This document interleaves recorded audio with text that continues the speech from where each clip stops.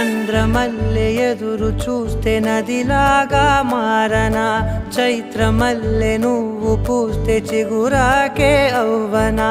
నన్నే వరించి యువరాజును అంట